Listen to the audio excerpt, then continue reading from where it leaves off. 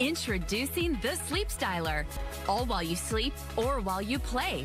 Now you can create gorgeous curls. Sleep Styler has taken over social media. Girls are going wild over the hottest hands-free trend. Get your beauty sleep. Wake up and unwrap Sleep Styler to reveal your gorgeous, wavy, curly hair. It's fast, it's fun, and it works.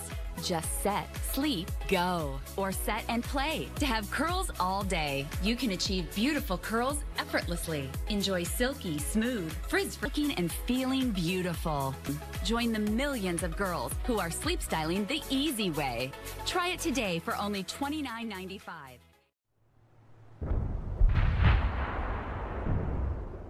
Stay on him. Roger that, Kyle. Staying on him. Because you think they start hauling ass. Yo, what is up? This is iGuru back with a new video, and today we are going to talk about the Overlord map.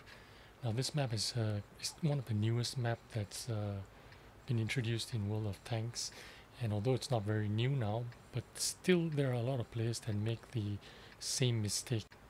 Even one of the players on our team messages, and on this map, don't go beach.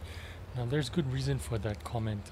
You often hear many players early in the game start posting in chat, whatever you do, please don't go to the beach, and there is good reason for that. The beach on the west is the low ground, while the high ground is on the east side. Now in any kind of conflict, war, real war or internet war or video game war, the high ground is always the advantageous position. That's where you want to be. Now the reason is simple, it's gravity. Now because if you're fighting up a hill, you are going to be sluggish and slower to progress, to push forward, to take shots. You are slower to take shots, and people can anticipate your movement easier when you are going up a hill because you are slower. No doubt you can pull back faster because gravity is going to pull you back faster, but when you want to go forward to take shots, you are going to be that much slower, presenting yourself longer to the enemy, and for them to snipe you down from a distance when you are moving slowly, it's a lot easier.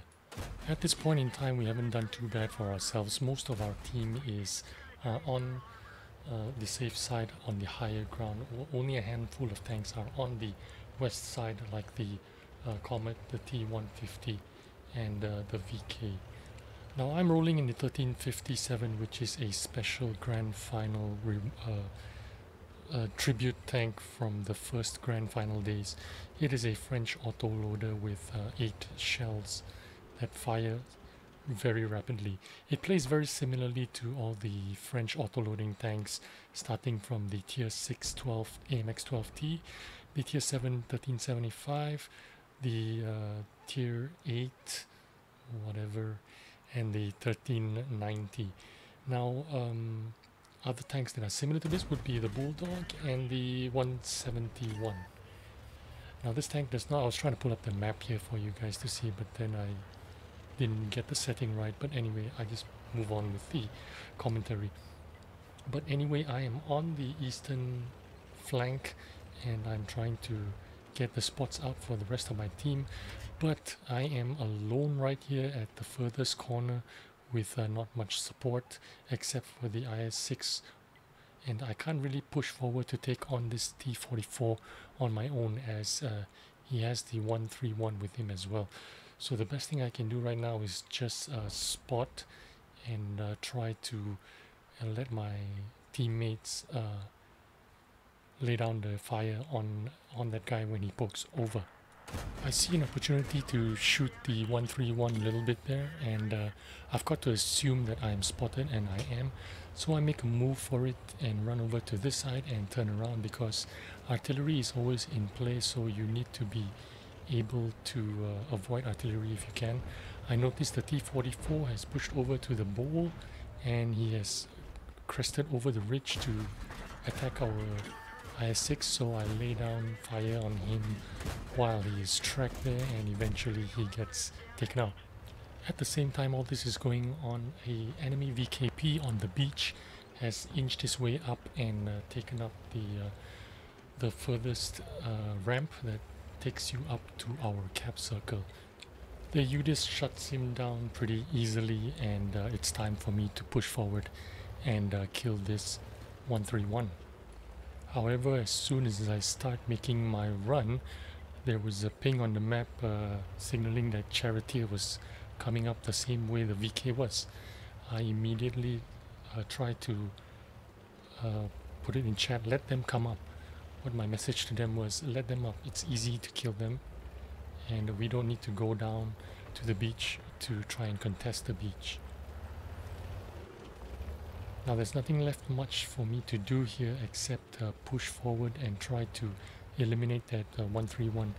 It's time to take a gamble, make the plays, and try to win this game for the team, because I won't be doing much sitting out here doing nothing. I have to take some action, and even though that 131 has spotted me, I'm ready to clip him out.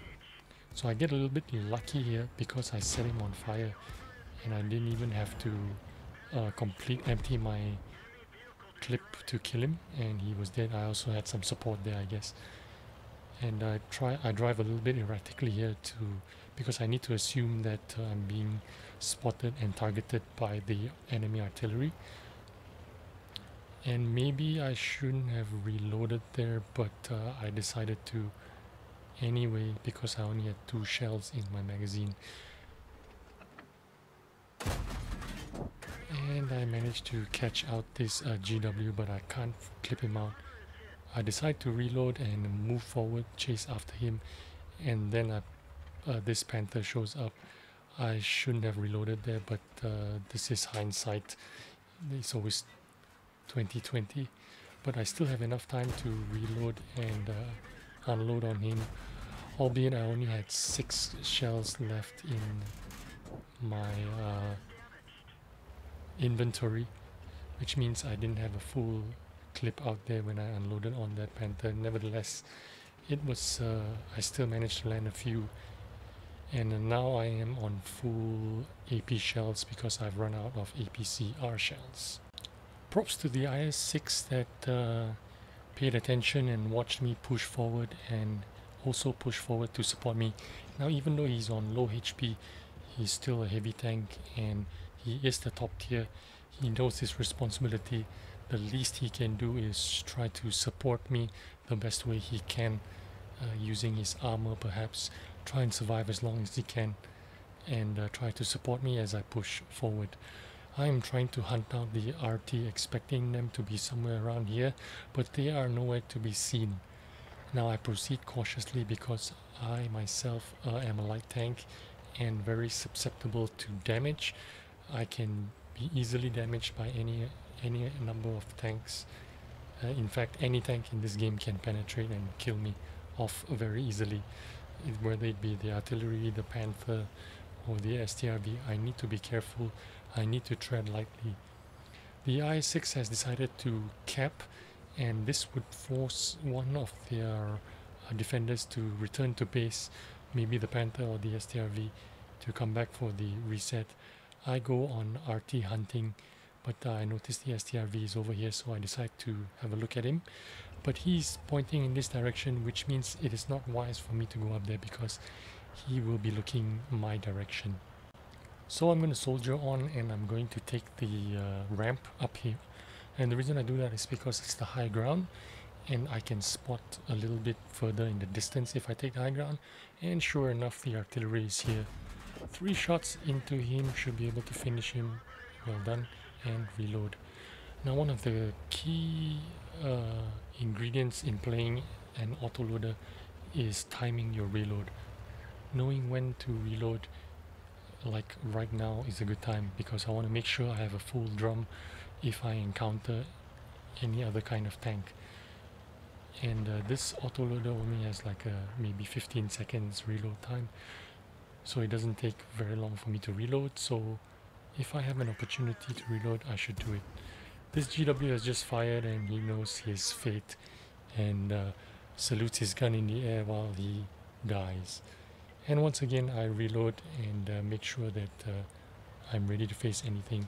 I see that VK coming down the slope, so I point my gun ready to face him, get my reload up, and finish him off.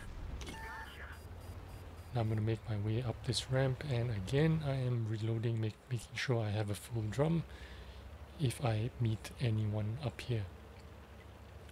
And what happens is I spot out the T-25, which is hiding around the corner.